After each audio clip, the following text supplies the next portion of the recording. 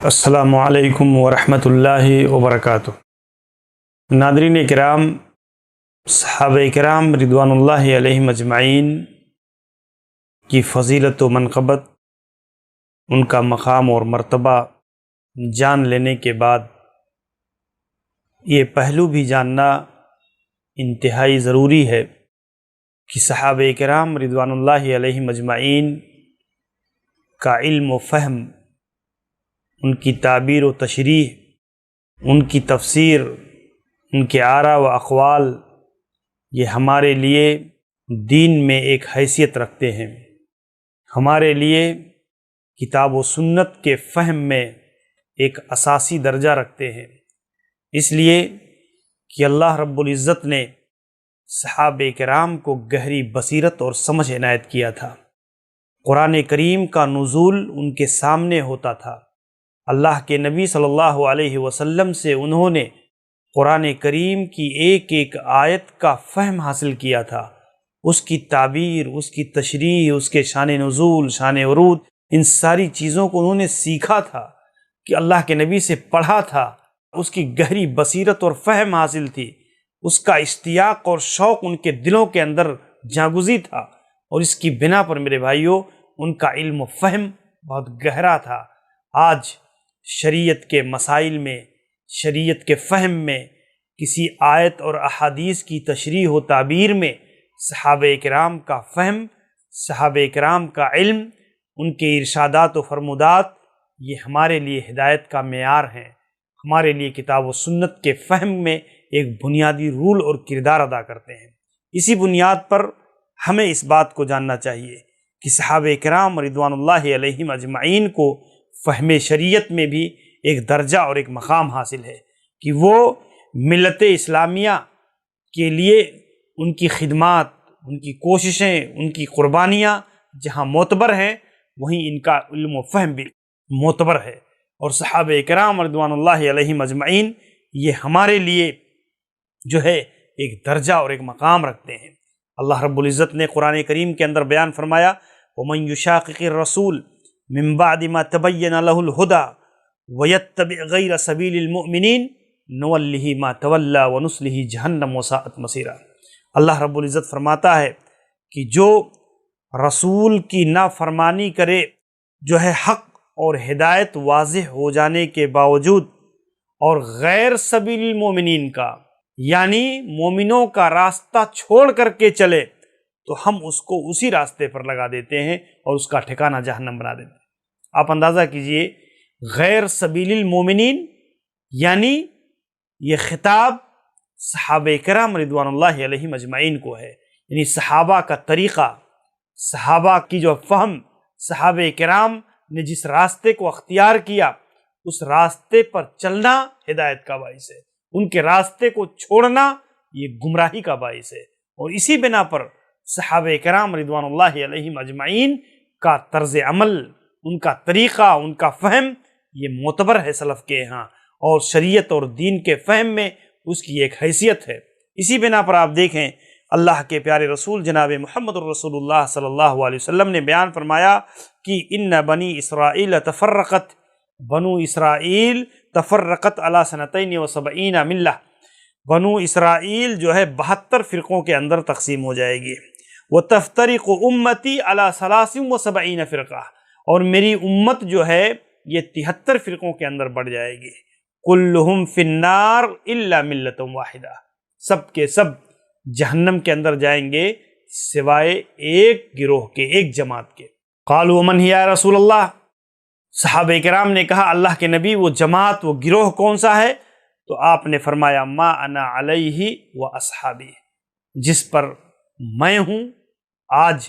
جس طریقے پر، جس منہج پر میں ہوں، جس عقیدے اور عمل پر میں ہوں، اور میرے صحابہ جس طرز پر، جس طریقے پر قائم ہیں، اس پر چلنے والے لوگ یہ کامیاب ہیں، اور اس پر چلنے والے لوگ اصل میں جو ہے جہنم سے بچنے والے لوگ ہیں۔ تو آپ اندازہ کیجئے کہ اس حدیث کے اندر اللہ کے نبی صلی اللہ علیہ وسلم نے صحابہ کرام رضوان اللہ علیہم اجمعین کے طریقے کو، تعامل کو،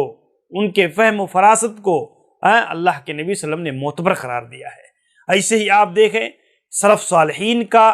یہ نقطۂ نظر تھا، سلف صالحین کا یہ طریقہ تھا۔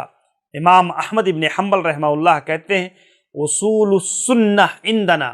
سنت کا اصول ہمارے نزدیک یہ ہے کہ التمسک بما کان علیہ اصحاب رسول اللہ، اللہ کے نبی صلی اللہ علیہ وسلم جس طریقے پر گامزن تھے اس سے تمسک کیا جائے،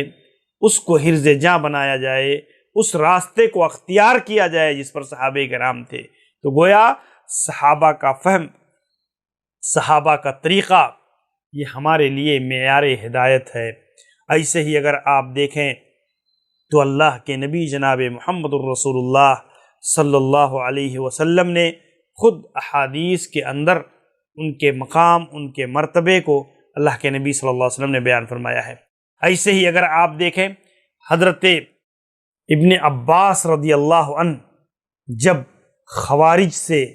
مناظرہ کے لیے، گفتگو کے لیے گئے تو اس وقت میں انہوں نے جو بات ان سے کہی کہ جو ہے مرحبا بکا یا ابن عباس فما جاک، جب انہوں نے کہا کہ جو ہے اے ابن عباس آپ کے لیے خوش آمدید ہو، مرحبا ہو، آپ کہاں سے آ رہے ہیں؟ تو انہوں نے کہا اتیتکم من عند اصحاب النبی صلی اللہ علیہ وسلم المہاجرین والانصار، میں انصار و مہاجرین کے پاس سے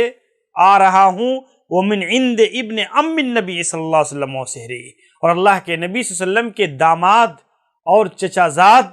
حضرت علی رضی اللہ عنہ کے پاس سے آ رہا ہوں، وعلیہم نزل القرآن، اور یہ وہ گروہ ہیں جن پر قرآن کا نزول ہوا ہے، جن کے سامنے قرآن کا نزول ہوا ہے، فہم اعلم بتاویلہ منکم، وہ قرآن کی آیات کو، احادیث رسول کو تم سے بہتر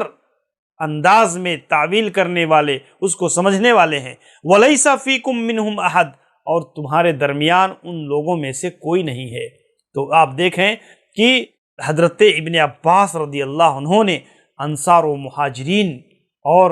حضرت علی رضی اللہ عنہ سمیت ان کے فہم، ان کی سمجھ کو ایک معتبر سمجھ اور فہم قرار دیا کہ گویا ان کی موجودگی، ان کے آراء، ان کی اقوال، ان کے فہم کو سمجھ ان کی اس کی ایک حیثیت قرار دیا بالمقابل خارجیوں کے، کہ ان کے ہاں کوئی صحابی نہیں ہے ان کے ساتھ میں، ان کو گمراہ لوگوں کے ساتھ میں کوئی صحابی رسول شامل نہیں ہے۔ تو آپ دیکھیں اس حیثیت سے میرے بھائیوں صحابہ کرام رضوان اللہ علیہم اجمعین کا علم،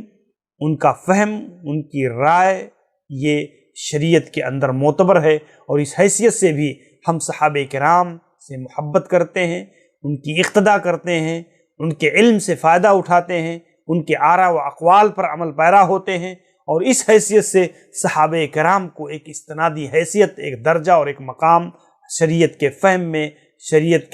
کے مسائل کے فہم میں، آیات و احادیث کی تعبیر و تشریح میں ایک درجہ اور ایک حیثیت حاصل ہے، اور یہ سلف کے نزدیک معتبر ہے، اور یہی قاعدہ اور یہی طریقہ ہے کتاب و سنت کے سمجھنے کا، کہ کتاب و سنت کو سمجھنا ہے تو اسی طریقے پر سمجھا جائے جس طریقے پر صحابہ کرام رضوان اللہ علیہم اجمعین نے اس کو سمجھا ہے، کیونکہ وہ اللہ کے نبی صلی اللہ علیہ وسلم کے زمانے سے قریب ہیں، وہ جو ہے اللہ کے نبی صلی اللہ علیہ وسلم کی صحبتوں میں بیٹھنے والے لوگ ہیں، وہ اللہ کے نبی صلی اللہ علیہ وسلم سے انہوں نے دین کو سیکھا ہے، اس کی بنیاد پر ان سے زیادہ صحیح اور بہتر رائے کسی دوسرے کی نہیں ہو سکتی ہے۔ تو صحابہ کرام کی رائے، ان کا فہم، یہ ہمارے لیے اقتداء کا پہلو ہے۔ اللہ تعالیٰ سے دعا ہے کہ اللہ رب العالمین ہمیں صحابہ کرام کی پوری طرح سے تابعداری کرنے کی توفیق عنایت فرمائے۔ السلام علیکم ورحمۃ اللہ وبرکاتہ۔